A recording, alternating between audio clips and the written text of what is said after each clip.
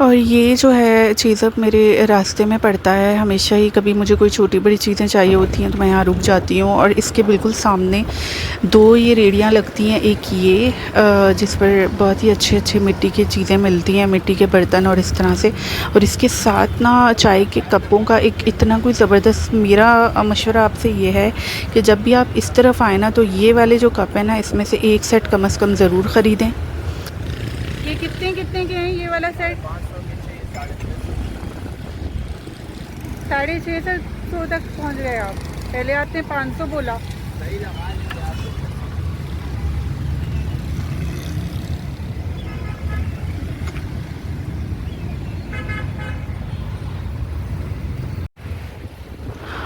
और इसके बाद जी जनाब, मुझे ये ठेला देखकर फ्राइज़ का हमेशा ही भूख लग जाती है और मैं यहाँ से ना खाऊं ऐसा हो नहीं सकता। बिस्मिल्लाहिर्रहमानिर्रहीम। अस्सलाम वालेकुम दोस्तों, खुशामदीद कहती हूँ आपको अपने चैनल में और अपने नए व्लॉग में भी। और नए आने वालों को ये कहना ज़रूर चाहूँगी आज मैं एक नई सी बात, कि जो लोग नए हैं मेरे चैनल पर, प्लीज़ वीडियो देखकर ऐसे गुल मत हो जाया करें। प्लीज़ सब्सक्राइब ज़रूर कर लिया करें, इससे जी बड़ी मोटिवेशन और सपोर्ट मिलती है। एनीवेज़ काफ़ी गैप आ गया और इस बार मेरी सुस्ती बिल्कुल भी नहीं बनी। इसकी वजह इस गैप की सब कुछ इंशाल्लाह आज के इस व्लॉग में शेयर करूंगी आपसे।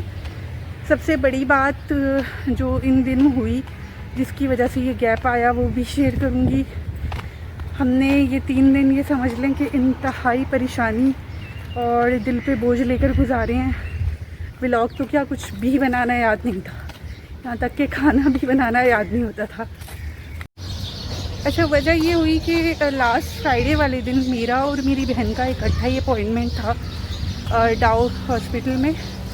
कुछ प्रॉब्लम था, मेरे स्टमक में भी कुछ गड़बड़ थी और मरियम के कुछ ज़्यादा ही थी। और पता नहीं कहाँ से हम लोगों ने ये सुन रखा है, वो जो नाफ उतर जाती है फलाना। मुझे तो आज तक इसकी लॉजिक समझ नहीं आई। तो बेसिकली मरियम के साथ वो हो रहा था पिछले 2 या 3 वीक से, तो इसलिए मैंने सोचा कि दोनों की अपॉइंटमेंट इकट्ठी ही ले लेते हैं। देन हुआ ये कि हम लोग अपॉइंटमेंट क्योंकि हमारा हुआ था, हम लोग जो है पहुंच गए फ्राइडे को। और डॉक्टर ने चेकअप किया जो नॉर्मल होता है सारी चीज़ें सुनकर। और फिर उसके बाद ढेर सारे टेस्ट, क्योंकि मेरा फोकस यही होता है कि टेस्ट जो डॉक्टर लिख कर देना उनमें से एक भी मिस ना हो, क्योंकि उसमें आपकी बॉडी की पता है जाँच हो जाती है। टेस्ट बहुत ज़रूरी चीज़ है। वैसे भी आपको ना, अब मैंने ये सोचा है कि मैं अपना, अम्मी का, बच्चों का जो है ना टेस्ट आहिस्ता आहिस्ता पूरी एक रेगुलर चेकअप रखना ही चाहिए और वो मैं रखती रहूँगी।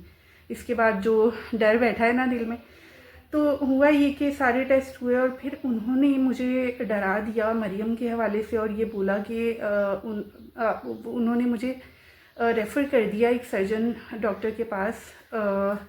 और मुझे परेशानी हो गई कि ऐसा क्यों हुआ ना, आखिर ऐसा क्या देखा डॉक्टर ने कि मरियम को रेफ़र कर दिया।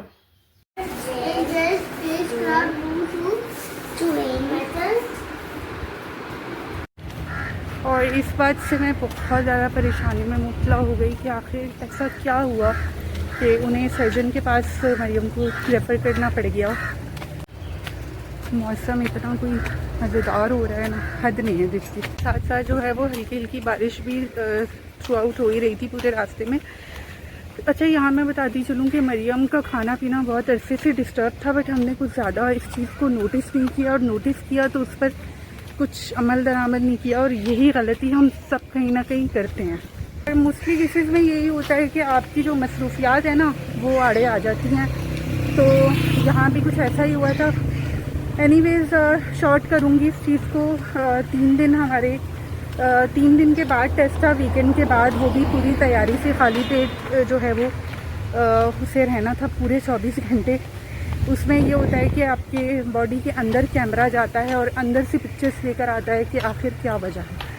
और अंदर से फिर सैंपल्स निकलते हैं बॉडी के अंदर से, वो जाते हैं बायोप्सी के लिए, और फिर आपका सारी जांच होती है कि आखिर हुआ क्या है।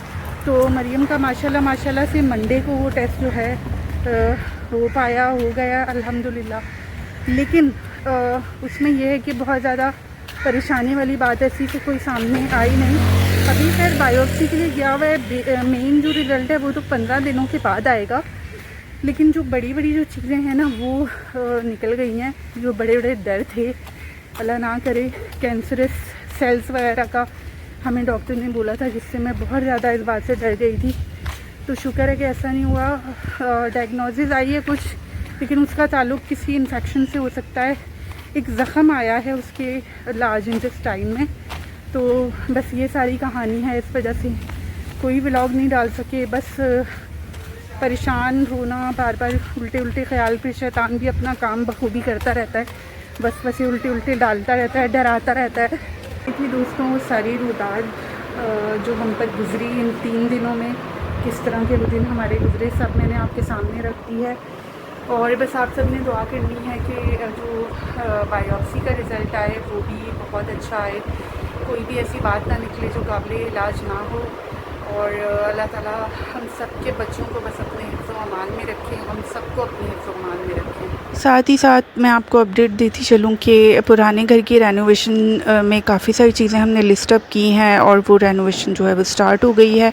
टॉप ऑफ़ द लिस्ट क्योंकि घर का पेंट था जो कि बहुत ही ख़राब हालत में था, और जब भी आप रेनोवेशन कराने लगते हो तो मेरे ख़्याल से हमेशा पेंट या घर को कलर करना ही टॉप ऑफ़ द लिस्ट पे रहता है। उसके बाद ही जो है बाकी कोई भी काम हो सकता है। किचन में काफ़ी सारा काम है, और दरवाज़े पेंट करना, दिस एंड दैट, बहुत सारी और चीज़ें हैं।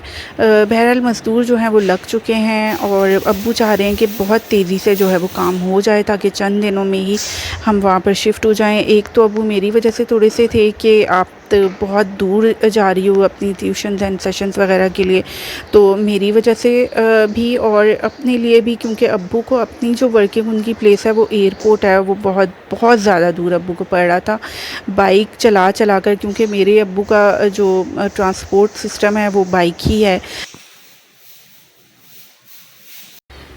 गुड मॉर्निंग दोस्तों, ये अगला दिन है, और जो लोग कराची में रहते हैं उनको पता ही होगा कि कल बारिश कितनी ज़बरदस्त वाली हुई है कराची में, मोस्टली इलाकों में। लेकिन हमारा एरिया देखें, बिल्कुल भी बारिश नहीं हुई, बिल्कुल ड्राई पड़ा हुआ था। और ये एक तरह से ये समझ लें कि अच्छी बात भी है हमारे लिए।